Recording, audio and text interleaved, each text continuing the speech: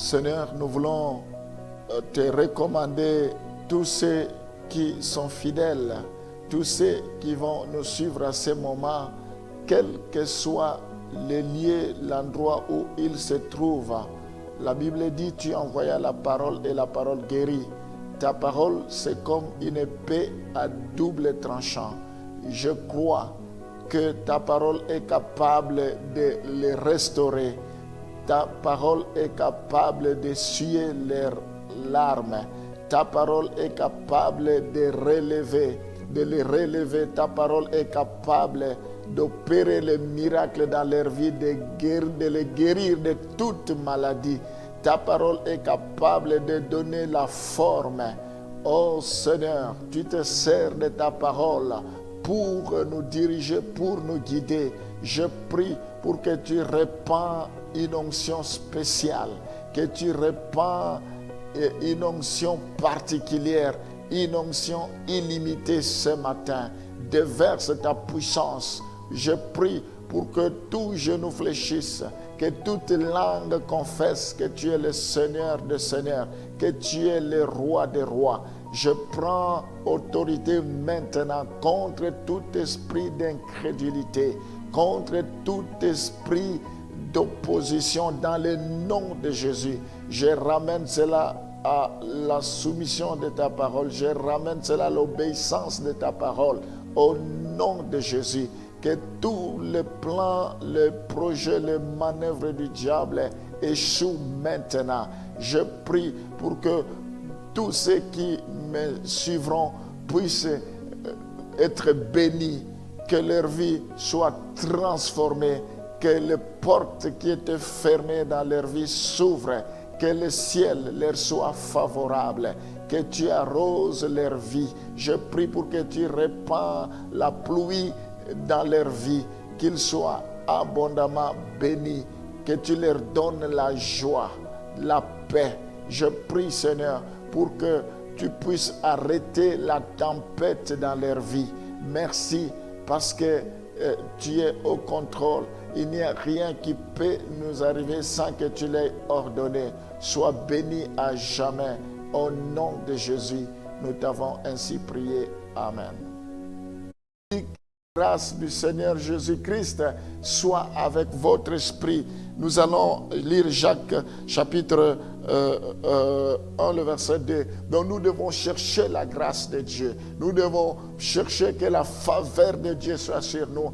Que l'ombre du Saint-Esprit puisse nous couvrir. Que nous trouvons grâce comme Marie, mère de Jésus, avait trouvé grâce. La Bible nous dit dans Jacques chapitre 1, le verset 2, mes frères, regardez comme un sujet de joie complète les diverses épreuves auxquelles vous pouvez être exposés.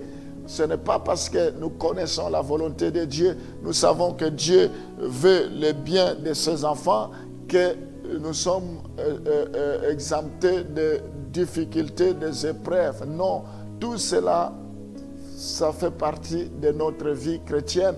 La vie chrétienne n'est pas seulement une vie d'alléluia, mais c'est aussi une vie de difficultés, des épreuves.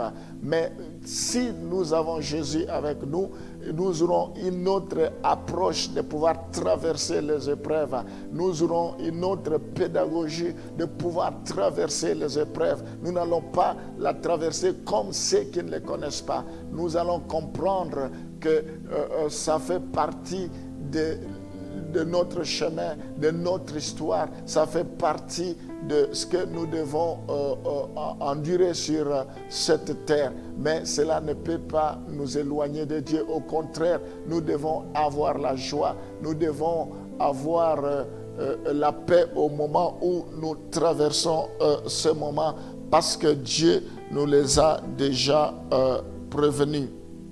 Alors, mes bien-aimés, nous devons savoir que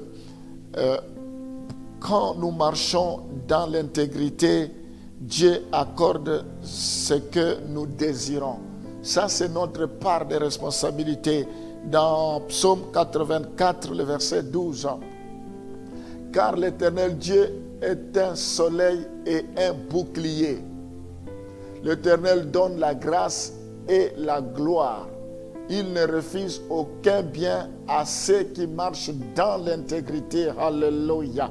Quand nous marchons dans l'intégrité, quand nous marchons dans la crainte de Dieu, quand nous marchons, nous menons une vie de sanctification, une vie d'abandon, de renoncement.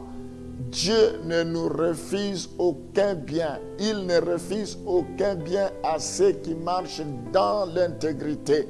Il ne refuse aucun bien à ceux qui marchent dans l'intégrité.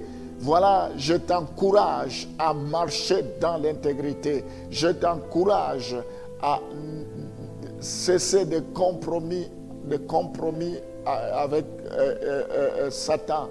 Il n'y a pas de compromission, de négociation. Nous devons être intègres, fidèles à Dieu et nous verrons sa gloire. L'Éternel Dieu est un soleil et un bouclier pour nous.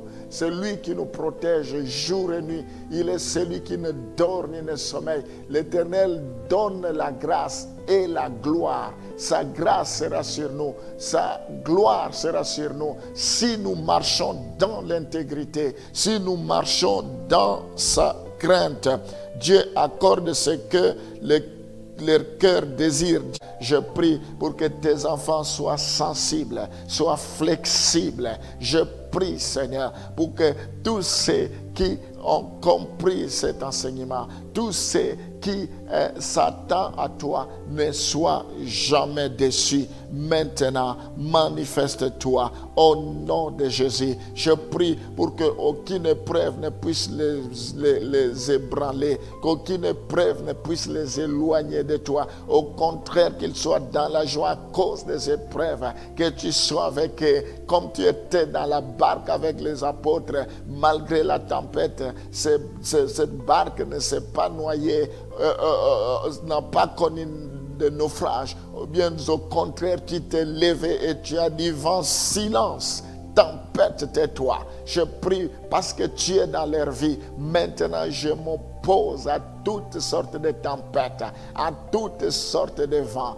Que cela s'arrête au nom de Jésus. Tous ceux qui ont perdu l'espoir, maintenant qu'ils retrouvent l'espoir dans le nom de Jésus. Tous ceux qui pensent avoir perdu, que je récupère ce qu'ils ont perdu et que cela leur soit donné maintenant. La Bible dit, je vous restituerai les années que les Jaleks, que les souterrains ont volées dans le nom de Jésus. Que cela leur soit restitué. Je prie pour que qu'ils retrouvent les années qu'ils ont perdues, qu'ils retrouvent les bénédictions qu'ils ont perdues, qu'ils retrouvent le temps qu'ils ont perdu. Je prie pour que la gloire de la seconde église soit plus grande que celle de la première. Seigneur, je prie maintenant pour que ça soit un nouveau départ, une nouvelle saison, que cette nouvelle année leur apporte le bonheur, la santé, la prospérité, le succès, que cette nouvelle année leur apporte une nouvelle impulsion, que ce soit une nouvelle saison. Oh, manifeste-toi maintenant dans le nom de Jésus. Nous t'avons ainsi prié. Amen.